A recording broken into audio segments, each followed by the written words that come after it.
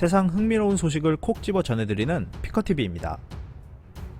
전 세계적인 위기 상황 속에서 몇몇 국가들은 다른 정책 방향을 추구하고 있지만 수많은 국가들은 슬기롭고 신속하게 대처하고 있는 한국에 간절한 도움을 요청하고 있습니다. 해외 언론들도 이러한 상황을 신속하게 보도하고 있는데요. 어떤 내용인지 알아보았습니다. 전 세계의 국가들이 질병의 확산을 막기 위해 부단한 노력을 하고 있습니다. 하지만 자국만의 노력으로 상황이 진전될 기미가 보이지 않고 자국민으로부터 확산을 억제하라는 강한 압력을 받고 있는 상황에서 많은 국가들이 한국을 찾고 있습니다. 로이터 통신은 121개 국가들이 검사에 대한 도움을 한국에 요청했다고 보도했습니다. 한국은 집중적인 접촉 추적을 바탕으로 대규모 테스트를 진행하면서 확산을 늦추는데 큰 성과를 발휘하고 있습니다. 기사는 한국의 외교관이 외교적 민감성은 언급하지 말아달라고 요청한 부분을 전하며 우리는 초기에 발생했던 경험을 바탕으로 다양한 국가로부터 많은 요청을 받고 있다. 현재 121개국인 숫자는 날이 갈수록 높아지고 있다라고 말한 것을 보도했습니다. 한국 정부는 키트 수출이나 기타 인도적 지원을 제공할 수 있는 방법을 결정하기 위해 태스크포스를 설립했다고 밝혔습니다. 로이터 통신은 한국의 공무원이 국가의 이름은 밝히지 않았다는 것을 언급하면서 한국의 테스트키트 제조 기업들이 미국과 이탈리아를 포함한 여러 국가에 공급 계약을 체결했다고 보도했는데요. 지난주 도널드 트럼프 대통령은 한국의 의료기기 공급 요청을 하고 한국 기업들이 미국 규제 승인을 받도록 도울 것을 약속했다고 전했습니다. 키트를 공급하는 한국의 의료업체들은 수요 급증에 대응하기 위해 생산 능력을 증대시켰고 이로 인해 일부 주요 회사들의 주식은 연초 이후 거의 3배 가까이 폭증했습니다. 또한 한국은 해외 물품 공급에 이어 핀란드의 의료 서비스 업체인 메릴 라인앤 병원으로부터 향후 2주간 1만 8천 개의 검체 샘플을 받아 테스트를 대신 분석해주기로 했는데요. 현재 검사 역량이 부족하다고 판단한 핀란드 기업들과 메릴 라인앤 병원은 신속하게 한국 연구소와 협력하여 검체 샘플을 전 세계로 보냈습니다. 로이터 통신은 핀란드의 메릴 라인앤 병원이 한국의 노하우는 최고급이며 시험 능력이 충분히 있다고 말한 것을 전했는데요. 이어 병원 관계자는 한국을 향한 전세기가 의료인들과 테스트에 필요한 키트 및 보호 장비들과 함께 돌아올 것이라고 말했습니다. 로이터는 질병관리본부 보건 담당관의 말을 인용하여 정부가 실험에 이용할 수 있는 118개 국공립연구소에 한국 운영에 영향을 미치지 않는 범위 내에서 핀란드를 도와줄 것을 권고했다고 전했습니다.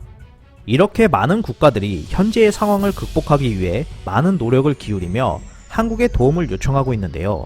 하지만 이와는 정반대로 가고 있는 나라들도 나타나고 있습니다. 스웨덴 같은 경우 인구의 60% 이상이 면역성을 가져 확산 속도를 늦추거나 멈추는 집단 면역 전략을 선택했습니다.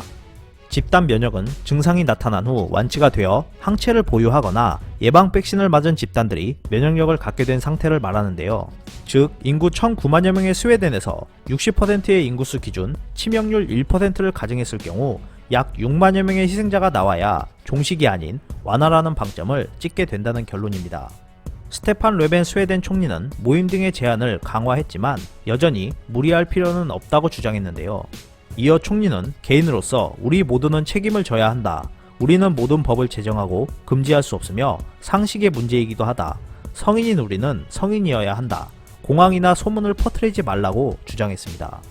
현재 스웨덴은 면역력을 갖추지 않은 상태이지만 세계에서 가장 자유로운 나라라는 태그를 매우 자랑스럽게 생각하고 있습니다.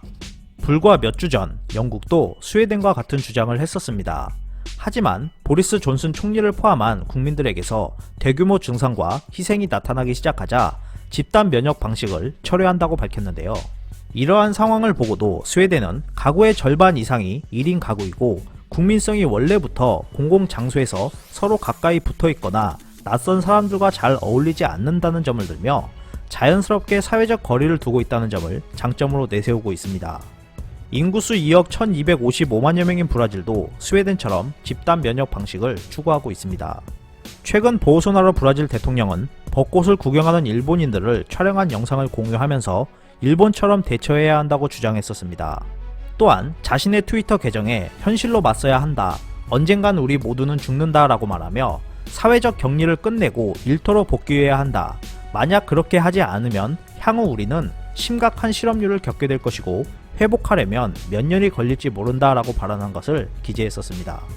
현재 브라질은 3.5%의 치명률을 보이고 있습니다. 이러한 상황임에도 브라질 대통령은 작은 독감일 뿐이라고 주장하며 보건부의 권고까지 무시하면서 독단적인 행보를 이어가고 있었는데요.